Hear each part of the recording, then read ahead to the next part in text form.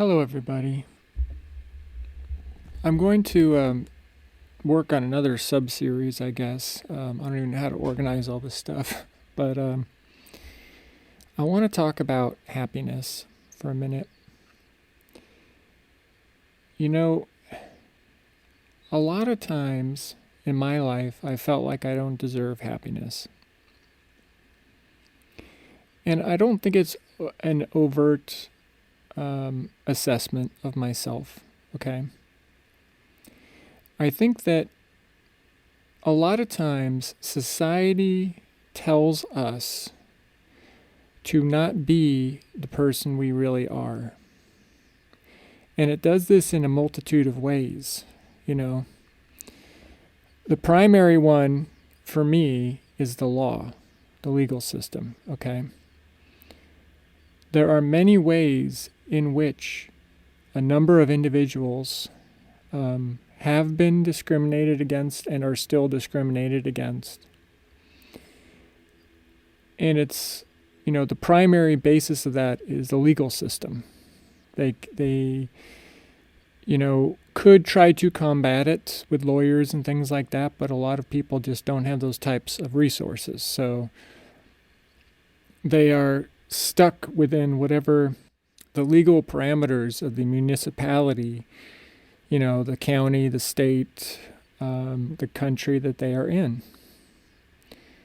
So that's one way that society basically says, don't do this thing, don't be this person. Okay, especially if something like this is innate to you. All right? So that's one way that our identities and happiness is throttled. And then you have, that would be the permissible part, okay? Is it possible? Is it permissible? Is it bearable? Well, above and beyond the law is just general society.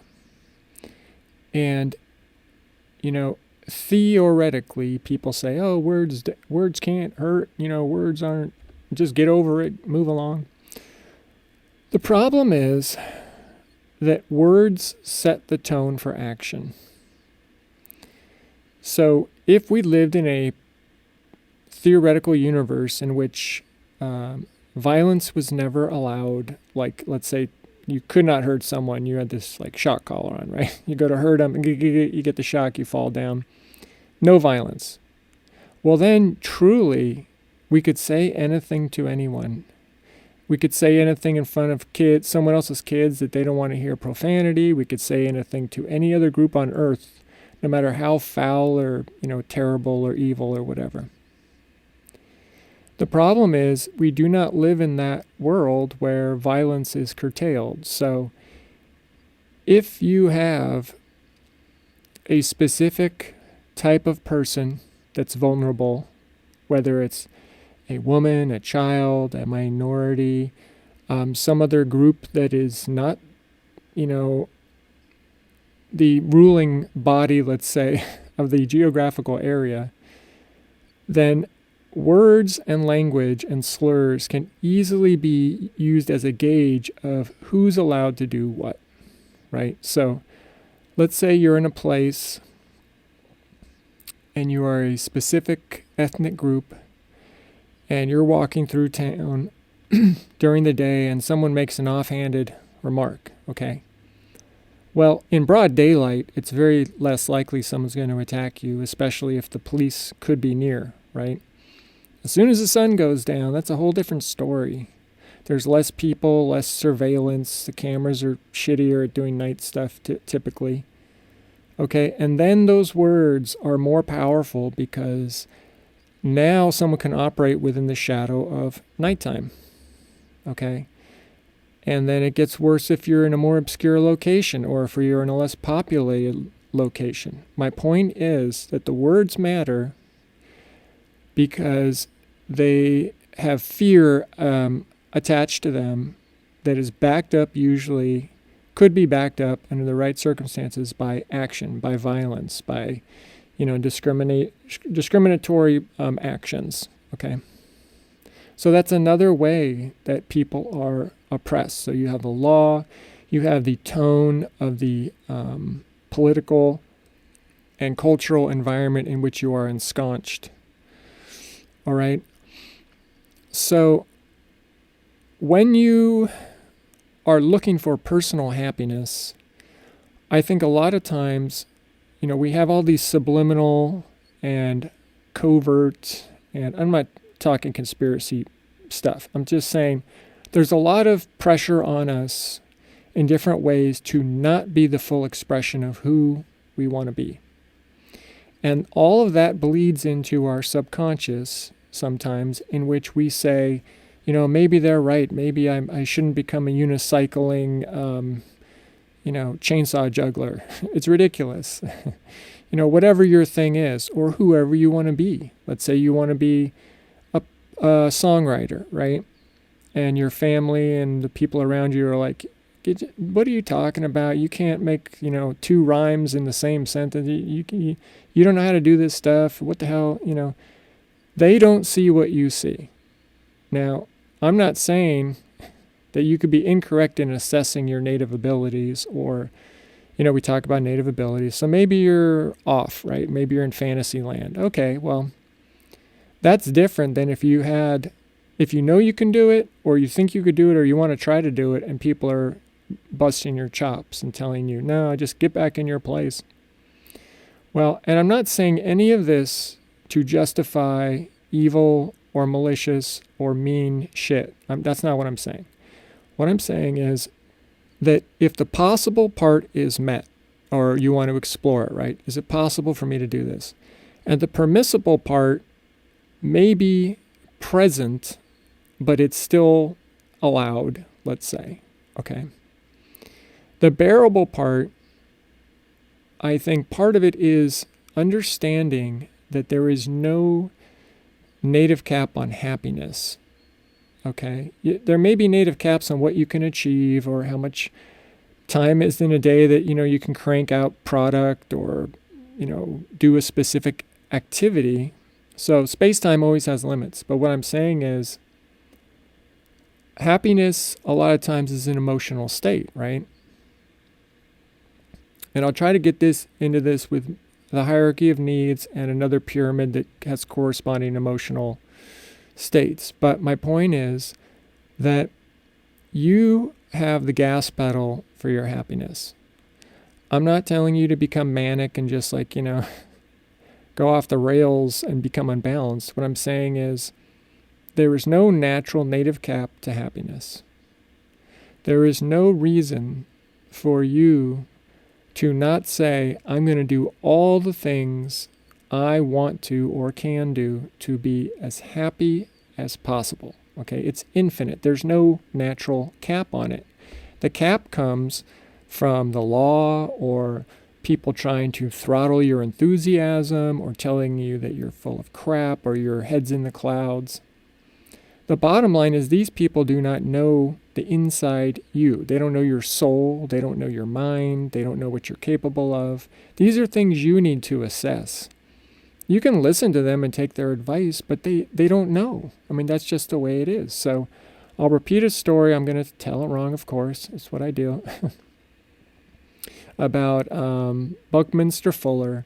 And he was teaching these students, and he was telling them, we can do this and we can do that and build a model. And they thought he was kind of washed up. They're like, what is this guy talking about? And so he made some calls, and all these people showed up and helped to build very quickly this model of this thing he wanted to make.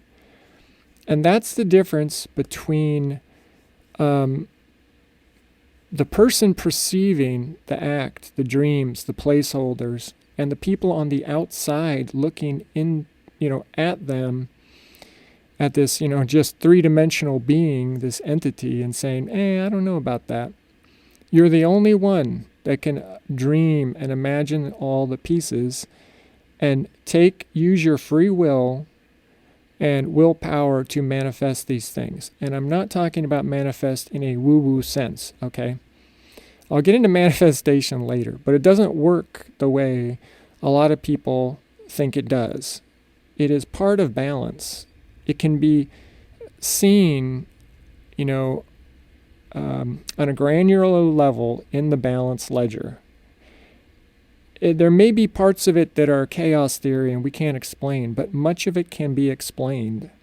And much of it is tied to your own effort, right? Extremely briefly, if you were locked in a vault somewhere under the ground and no one knew you were there and you were saying, I want to manifest a Lamborghini, you ain't going to get the Lamborghini. It's not just going to show up because you desired it without taking any action. You have to be in the loop, doing the things that you can, communicating with who you can, you know what I'm saying, to make that happen. If you're down in a vault in the, 7 stories down under the earth and no one knows, you are not going to be part of the butterfly effect. You are out of the loop, the causal loop. So, yes, listen to people, okay? But unless they're like a trusted friend that has discernment, and we'll get into there's so many things to get into, but we'll get into discernment later. But unless they're a trusted friend with a lot of discernment and wisdom and experience and compassion and empathy for you, I would pretty much ignore their feedback, okay? Because if they don't care about the outcomes of you and know enough about you to make an assessment, they're basically like a paid advisor, anyone outside of you, right? And if they're giving you shitty advice or they don't understand the situation, I would disregard them. And I've had a lot of people misjudge who I am because I'm like, let's say, quote unquote, a nice guy, right? So they would see niceness as a weakness or a sign of naiveness. And they would be like, well, the world's going to take advantage of you. No, the world, the only thing that would take advantage of me are the things that I'm allowing to do so. I see all the filters and the lenses of which people could take advantage of me, yes. And the things that I allow through in the past to hurt me and take advantage of me were my own choice. There would be like a friend that, demands too much of me, or a coworker that, unloads their emotional stuff on me or whatever. But it was also always a choice. So just like in the movie Matchstick Men, right? Nicolas Cage uses this phrase, they didn't take it from me, I gave it to them. Okay? That's what it's all about. It's about owning the fact that, yes, there's a certain percentage of your moxie and motivation that people can blunt and jack up. But the majority of it is what we give up to them. If it's like, you listen to bad advice, you're giving up some of your motivation to do your thing. You're saying, yeah, maybe this person's right, when they really don't know you, or have let's say there are narcissistic tendencies and they're trying to make you just wreck your day or make you feel like shit or whatever, or they have tons of their own issues in which they are projecting onto you. That happens a lot. You're achieving something. Let's say you're a sculptor and one of your parents is a narcissist and they show up and they're like, oh, yeah, I guess you could become a sculptor. And, other people do that style much better. They're not helping you. They don't care about your infinite happiness. They are trying to bring you down to their level, to blunt your creativity, to get something from you. Who the hell knows, right? People's motivation, a lot of times, is irrelevant. What matters is their actions and how they behave towards you. And if they're doing narcissistic, malicious, sociopathic shit towards you, don't listen to them. Listen to yourself primarily, okay? There was another movie with Sarah Michelle Gellar. It was this really wacky movie where I think she was working in a seafood restaurant or something. But anyways, the line in there is, a man's character is his destiny. Okay, and I looked it up, I forget who said it first. Okay, but the point is, a person's character is their destiny. You are, as you travel through linear time, a byproduct of your own self. And at some point, multiple points, but At some point, you're going to have to look in the mirror and take a hard look at the choices you made based on what you wanted and the choices you made based on society or disingenuous people or other things telling you don't do this thing. Even though, and here's the other part, okay? Seek infinite happiness. Go after it with everything you got, but don't do it at the cost of others. Okay? That's the secret.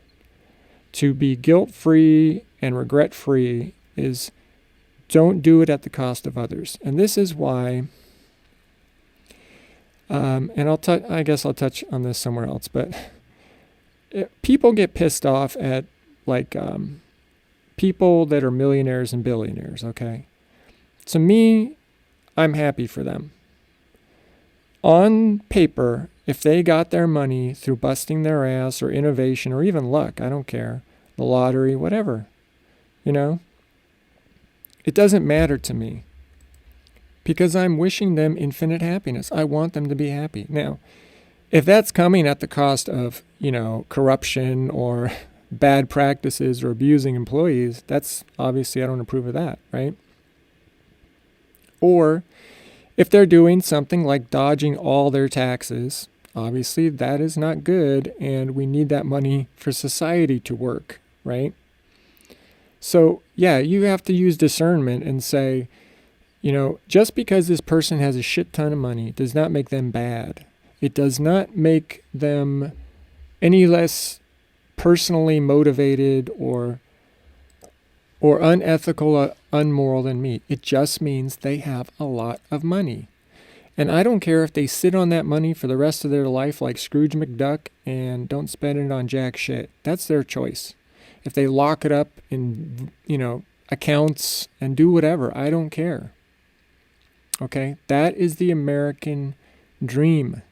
That is the promise we tell people in America. You can go as high as you want, okay? But don't hurt people along the way. Now, some people disregard that don't hurt people thing, okay? It's very popular in society to laud these people that have gotten to the top even though they cheated and stole stuff and did all kinds of nasty stuff.